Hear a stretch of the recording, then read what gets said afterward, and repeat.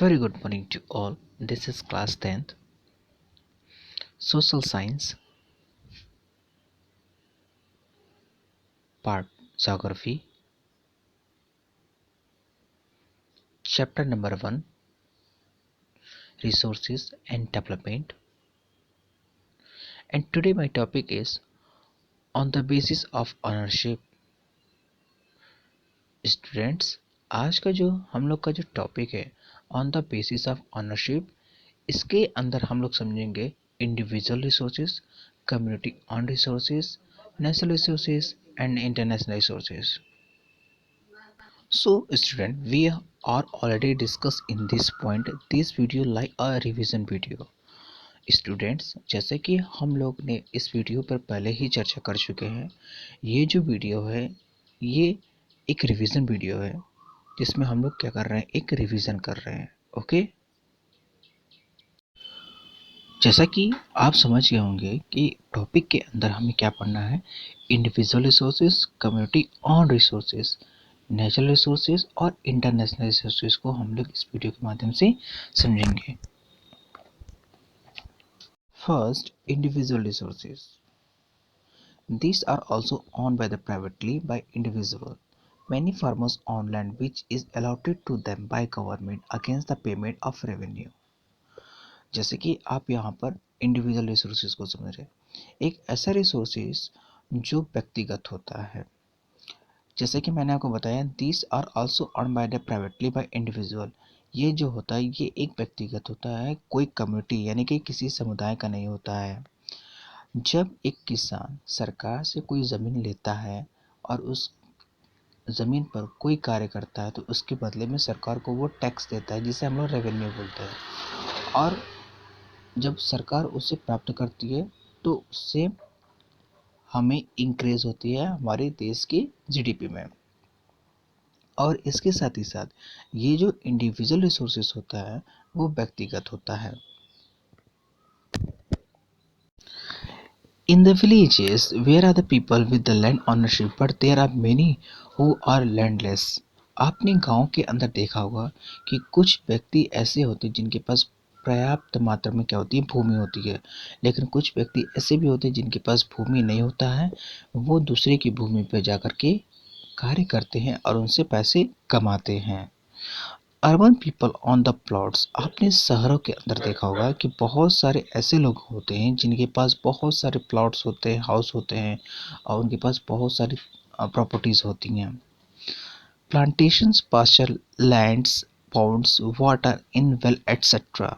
जैसे कि जानते हैं कि मैंने आपको बताया कि कुछ ऐसे लोग भी होते हैं जिनके पास बहुत सारे भूमि होते हैं, तो वो दूसरे की भूमि पर काम करने क्यों जाएंगे, क्योंकि उनके पास खुद की भूमि है. तो वो क्या हो गया, इंडिविजुअल रिसोर्सेज हो गया, वो अपनी भूमि पर कुछ भी कर सकते हैं.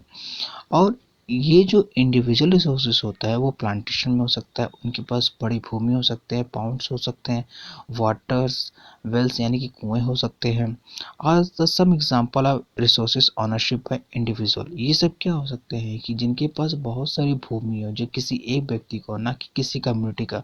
तो ऐसे लोग को हम क्या कर सकते हैं, इंडिविजुअल रिसोर्सेज यानी खुद के उनके रिसोर्सेज होते हैं, किसी उस पर दूसरे का अधिकार नहीं होता है. Okay. And second topic is community owned resources. There are resources which are accessible to all the members of the community. एक ऐसा रिसोर्सेज जिस पे बहुत सारे लोगों का उस पर क्या होता है, अधिकार होता है. फॉर एग्जाम्पल, जैसे मान लीजिए एक कम्युनिटी यानी कि गवर्नमेंट के द्वारा एक कुआं बनाया गया है, उस कुएं से पानी सिर्फ किसी एक व्यक्ति का अधिकार नहीं होता बल्कि किसी सभी कम्युनिटी का उस पर अधिकार होता है. तो एक ऐसे रिसोर्सेज जिस पे सभी लोग का अधिकार हो उसे हम लोग कम्युनिटी ऑन रिसोर्सेज बोलते हैं. There are the resources which are accessible to all the members of the community. एक ऐसा रिसोर्सेज जिस पे सभी लोग का क्या होता है, अधिकार होता है, उसे हम लोग कम्युनिटी ऑन रिसोर्सेज कहते हैं. फॉर एग्जाम्पल में अगर देखें कि जो ग्रेसिंग ग्राउंड्स होता है, ब्यूरियल ग्राउंड्स होता है, विलेज पाउंड्स एटसेट्रा जो होते हैं, पब्लिक पार्क जो होते हैं, ये क्या है, ये किसी एक व्यक्ति का तो है नहीं, उस पे क्या होता है, सभी लोग का अधिकार होता है. And the village commons, crazy grounds, burial grounds, village ponds, etc. Public parks, picnic spots, playgrounds in urban areas are de facto the accessible to all the people living there. यानी कहने का मतलब यह है कि जो पिकनिक स्पॉट्स होते हैं, पार्क होते हैं और ब्यूरियल ग्राउंड्स होते हैं, जहाँ पर लोगों को दफन किया जाता है, तो किसी एक व्यक्ति का तो उस पर अधिकार है नहीं, वो क्या होता है, उस पर सबका अधिकार है। तो ऐसे रिसोर्सेज जिस पे क्या होता है, समुदायों का अधिकार होता है, उसे हम लोग कम्युनिटी ऑन रिसोर्सेज कहते हैं।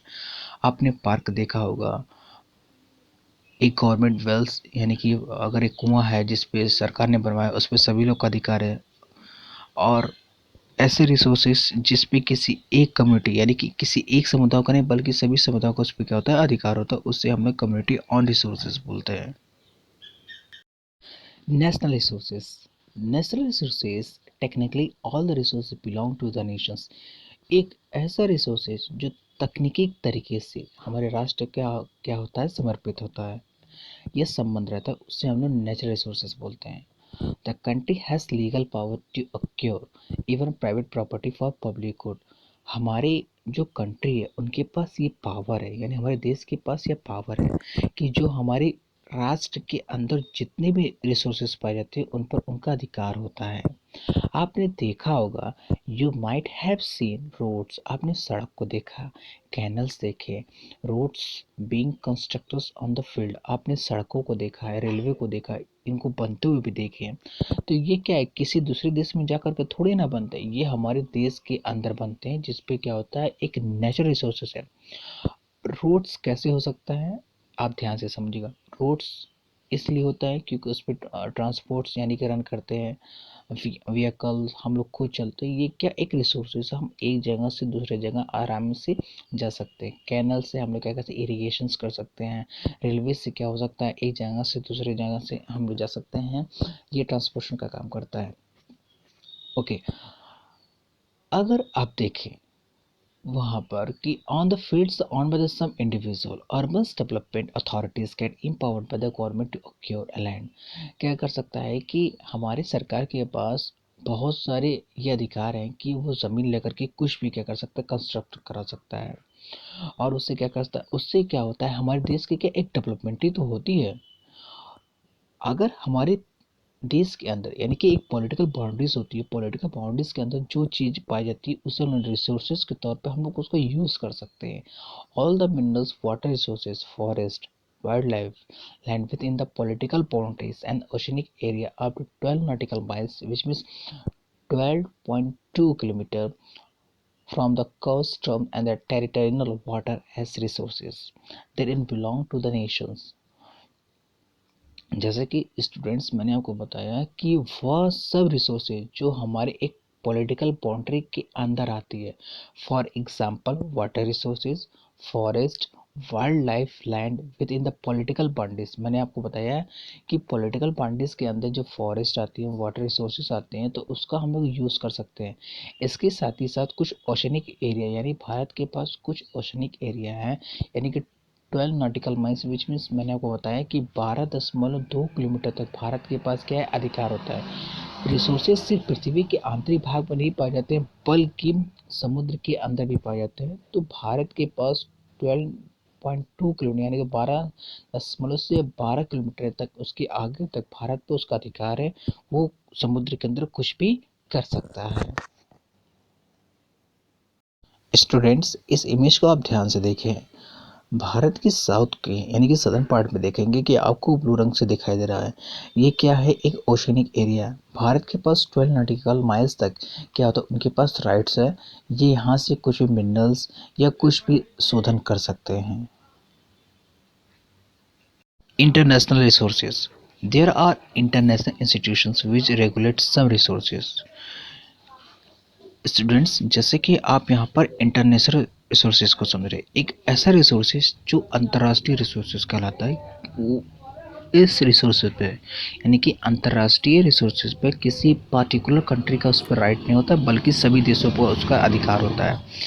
इसको यूज़ करने के लिए एक संस्था बनाई जाती है जिसके लोग क्या होते हैं, सदस्य होते हैं, तभी इनका लोग यूज़ कर सकते हैं। The oceanic resources.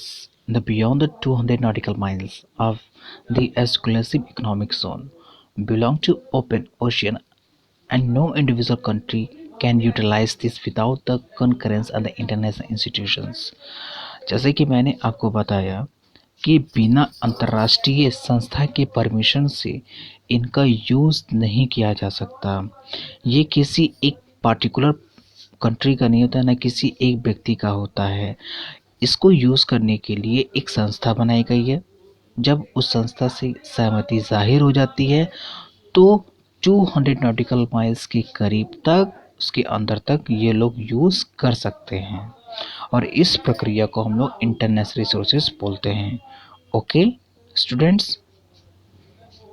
So students, जैसे कि आज आप इस टॉपिक के माध्यम से which means on the basis of ownership में आपने आज पढ़ा individual resources, community on resources, national resources और इंटरनेशनल रिसोर्सेज को समझा।